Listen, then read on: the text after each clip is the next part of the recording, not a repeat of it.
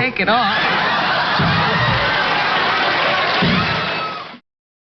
Before she was the queen of sketch comedy, Carol Burnett was just a little girl with a big imagination in a small apartment in Los Angeles, born April 26, 1933, in San Antonio, Texas.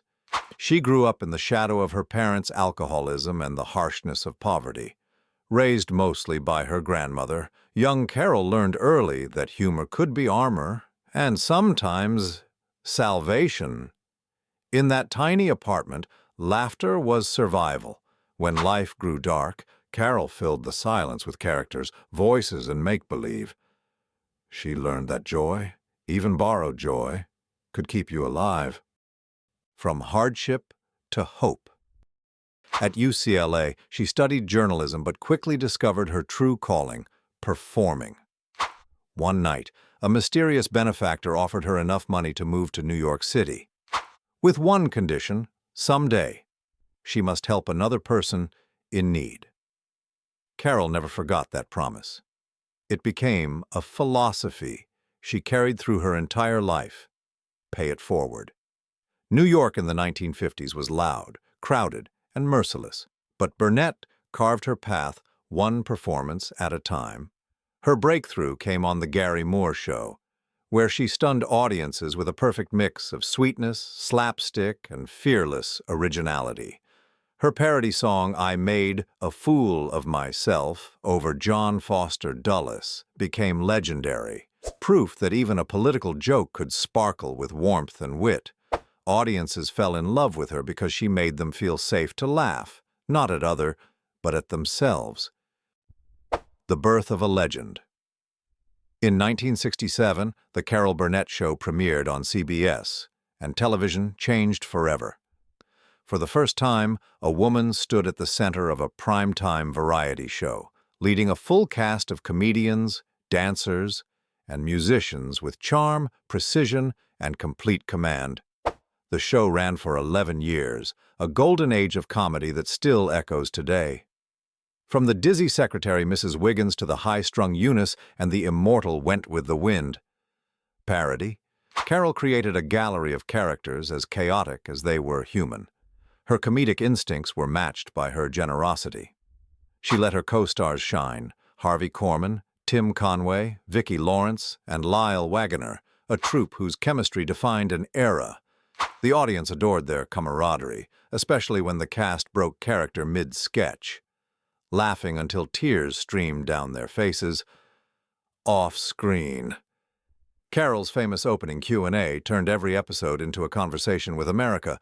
In her evening gown, she'd stroll across the stage and chat with fans like old friends. The ear tug, her quiet hello to her grandmother, became one of television's most beloved gestures. At a time when most women in Hollywood were told to smile and stay quiet, Burnett didn't just smile, she owned the room. The woman behind the curtain. Her warmth on stage mirrored the kindness she carried in real life, but fame didn't erase struggle. Carol's first marriage to college sweetheart Don Saroyan in 1955 ended in divorce after 7 years. The marriage had been filled with youthful hope but burdened by ambition and distance. In 1963, she married Joe Hamilton, a television producer with 8 children from a previous marriage. He would become both her creative partner and her anchor through the most defining years of her career. Together, they produced The Carol Burnett Show, and together they raised 3 daughters. Their home was busy, loving, and full of noise, equal parts Hollywood glamour and ordinary chaos. But as the years went on, even this partnership faced turbulence. Their daughter Carrie Hamilton battled addiction, a struggle that brought heartbreak and humility. Carol didn't hide from it. Instead, she became a quiet advocate for families fighting similar battles. She and Joe funded the clinic where Carrie received treatment and later helped bring Alcoholics Anonymous meetings to Moscow in 1988, proof that their family's pain could become someone else's hope. Triumph and tragedy. By the time The Carol Burnett Show ended in 1978, she was a national treasure, winner of Emmys, Golden Globes, and, eventually, the Presidential Medal of Freedom, Kennedy Center Honors, and the Mark Twain Prize for American Humor. but the applause couldn't protect her from heartbreak. In 2002, Carol lost her beloved Carrie to cancer at just 38. It was a loss that redefined her. Yet even through grief, Carol stayed open, speaking about pain, healing, and the power of humor to carry us through darkness. "Comedy," she said, "is tragedy plus time." Her courage in loss made her more than a performer. It made her a teacher, a reminder that laughter is not the opposite of pain, but its twin. The third act, love and legacy. In 2001, Carol married Brian Miller, a musician 23 years her junior. The tabloids raised eyebrows. Carol just laughed. "Love," she said, "isn't about age. It's about rhythm." And after everything, she deserved a partner who could match her tempo. Even in her later years, she kept working, appearing on television, lending her voice to animated films, and showing up at award shows where generations of comedians thanked her for paving the way. Her spark never dimmed, it simply softened into grace. The hidden turmoil. Harvey Korman. But behind the curtain of laughter, not every relationship was easy. One of the hardest lessons of her career came from her complicated bond with Harvey Korman, her co-star and comedic partner for more than a decade. On camera, they were magic, their timing impeccable, their chemistry unmatched. Off camera, the dynamic could be tense, even painful. Korman was brilliant but moody, prone to flashes of temper and arrogance that clashed with Carol's gentle professionalism. She adored his talent but grew weary of his unpredictability. His sharp moods sometimes infected the entire set, undermining the joyful atmosphere she fought to create. For a woman who built her world on kindness and discipline, that was a private heartbreak. Years later, Burnett admitted that working with him was both exhilarating and exhausting. She admired his genius, but sometimes couldn't stand the man behind it. It wasn't hatred in the tabloid sense. It was the ache of creative disappointment. Their relationship became a metaphor for the cost of greatness, how two artists can create magic together even while quietly driving each other crazy. Despite everything, Carol always gave him credit for elevating the show, proof that her forgiveness was as deep as her patience. The comedy of resilience. The story of Carol Burnett isn't just about laughter, it's about resilience. Every chapter of her life, from her grandmother's apartment to the bright lights of CBS, is proof that kindness is not weakness, it's power. She broke barriers without breaking people.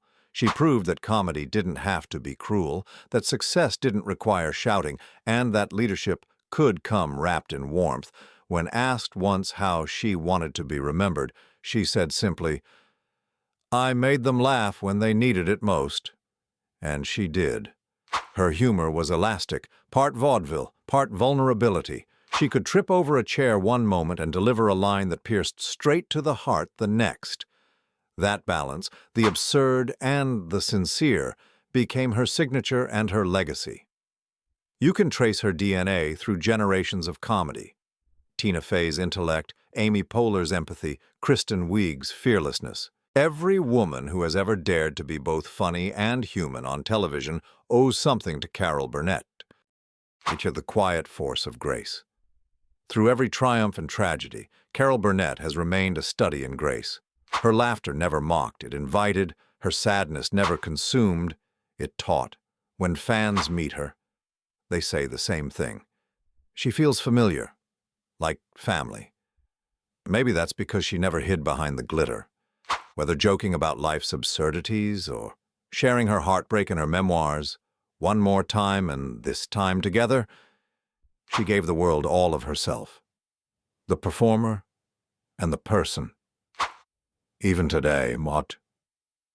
As she steps onto stages and red carpets with that same radiant smile, she carries the spirit of that little girl who once looked out a cracked window in Los Angeles and dreamed her way out. She kept her promise to her benefactor, to her fans, and to the generations that followed. She paid it forward, one laugh at a time. A curtain call that never ends when the credits roll on Carol Burnett's story. Doesn't feel like an ending. It feels like a standing ovation that never stops. Her life has been a masterclass in finding light in the dark, in turning pain into punchlines, fear into fuel, and loneliness into laughter. The truth is, the laughter never really belonged to her. She loaned it to us, and we've been living off that generosity ever since. Somewhere, a trumpet plays her show's familiar fanfare. The curtain rises. The audience leans forward. She steps out in a gown that catches the light, waves, and tugs her ear. Her quiet, "I love you." And for a moment, it's as if time itself is laughing again, with her, not at her, just the way she taught us,